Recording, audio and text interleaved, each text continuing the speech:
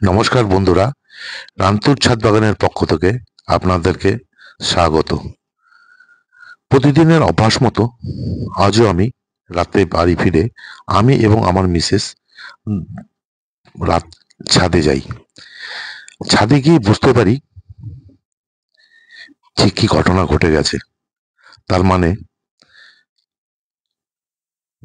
রাতে প্রচন্ড বাতাস বইছিল। সেই বাতাসে হাসনুহানা ফুলের গন্ধে ছাদ একদম মাতোয়ারা হয়ে গিয়েছিল, পাগল করার মতো অবস্থা হয়ে গিয়েছিল। আমরা তো সেই গন্ধে একদম পাগল হয়ে গেছিলাম। তখনই সিদ্ধান্ত নিয়েছিলাম যে না, আজ এই রাতেই আমাকে একটা ভিডিও করতে হবে, যেটা কিনা আপনাদেরকে আমি দেখাতে পারবো। যদিও গন্ধ আপনাদেরকে দিতে পারবো না, কিন্তু ফুলগুলো দেখে আপনারা বুঝতে পারবেন যে হাসনুহানা ফুলের কি মহিমা, কি মাধুর্য, কি তার গন্ধ। গতকাল রাখি পূর্ণিমা গেছে, যদিও আজকে আকাশে সামান্য মেঘ আছে, বাতাস বইছে। এই সামান্য চাঁদের আলো এবং আমার ক্যামেরার ফ্ল্যাশ লাইটের সাহায্যেই আমি আজকে এই ভিডিওটা করছি।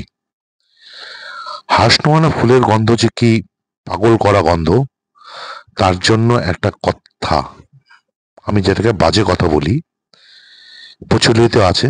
সেটা কি, এই হাসনোয়ানার ফুলের গন্ধে নাকি ফুলের কাছে সাপ চলে আসে। খুব বাজে কথা আমি মনে করি। হয়তো এটা হতে পারে কারো জমিতে হয়তো হাসনোয়ানা ফুলের গাছ ছিল, সেদিন রাতে হয়তো প্রচন্ড, মানে ভীষণভাবে ফুল ফুটেছিল এবং তার ভীষণ গন্ধ বেরিয়েছিল। সেই সময় কোনো একটি সাপ হয়তো তার শিকার ধরার জন্য, যেহেতু রাত্রেবেলায় কীট পতঙ্গ বলুন, ইঁদুর বলুন, ব্যাঙ বলুন, এসব কিন্তু ঘুরে বেড়ায় এবং সেই সব জিনিসকেই সাপ শিকার করতে হয়তো ভাগ্যবশত সেই গাছের সামনে চলে গেছিল।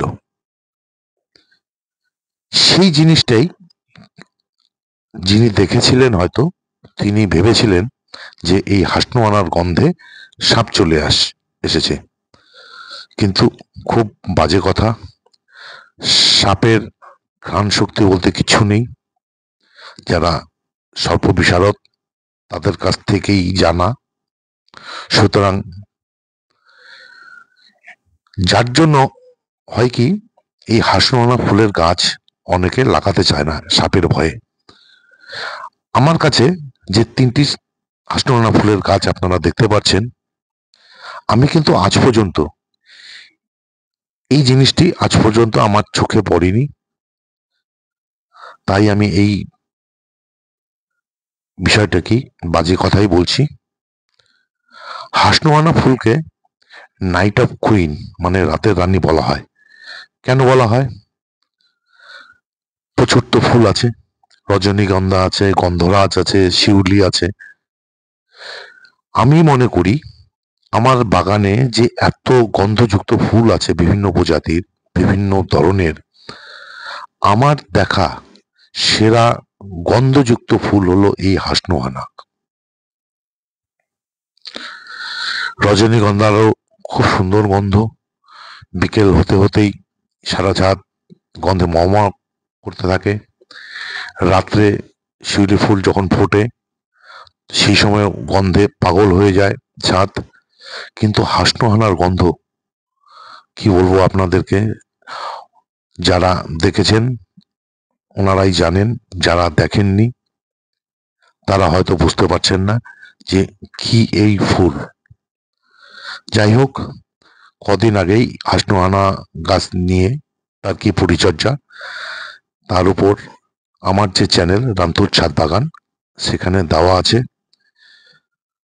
যারা সেই ভিডিওটি দেখেননি, আজকের ভিডিওর যে ডেসক্রিপশন বক্স আছে সেখানে আমার সেই ভিডিওর লিঙ্ক দেওয়া থাকবে, আপনারা দেখে নেবেন।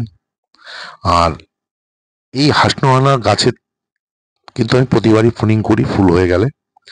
এই ফুলের থেকে যে ডাল বের হয়, ডাল কাটিং বের হয়, তার থেকে প্রচুর আমি চারা তৈরি করি। এই চারা তৈরি করি এবং সেই চারা আমি আমার বন্ধু বান্ধবদেরকে দিয়ে দেই। ওনারাই জানে, যারা এই আমার কাছ থেকে চারা নিয়েছে বা যারা চারা পেয়েছে, তাদের যে হাসনোয়ানা গাছ আছে তার কি গন্ধ, কি সুন্দর ফুল, তারাই বুঝতে পারে। যাই হোক, এই সামনের সিজনে আমি যখন ডাল কাটিং করব, ডাল কাটিং থেকে চারা তৈরি হবে। কারো যদি হাসনোয়ানা চারা দরকার পড়ে, আমাকে ডিসক্রিপশন বক্সে আমার ফোন নম্বর দেওয়া থাকবে, আমাকে ফোন করবেন বা সরাসরি আমার বাড়িতে এসে এই ফুলের গাছের চারা নিয়ে যেতে পারবেন।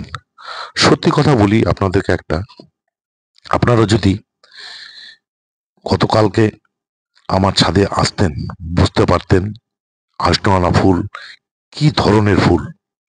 যাই হোক, সবার কাছে অনুরোধ করব, সুগন্ধ ফুল পেতে চাইলে আপনারা সবাই বাড়িতে একটা হাসনোয়ানা গাছের চারা বসান। একটা চারা থেকে প্রচুর গাছ তৈরি হবে। বুঝতে পারবেন যে হাসনোয়ানা ফুল কি ফুল। আজকের ভিডিওটা এখানেই শেষ করছি। যদি ভালো লেগে থাকে তাহলে লাইক দেবেন, কমেন্ট করবেন। আর এই ধরনের নিত্য নতুন ভিডিও পেতে চাইলে আমার যে চ্যানেল রামতুর ছাদ বাগান, সেই চ্যানেলটাকে সাবস্ক্রাইব করবেন। প্রতিদিনই আমি কোনো না কোনো ভিডিও দেই, সেই ভিডিও আপনারা সরাসরি সাবস্ক্রাইব করলে পেয়ে যাবেন। যাই হোক, ভালো থাকবেন, সুস্থ থাকবেন, সবুজের সাথে থাকবেন। ধন্যবাদ।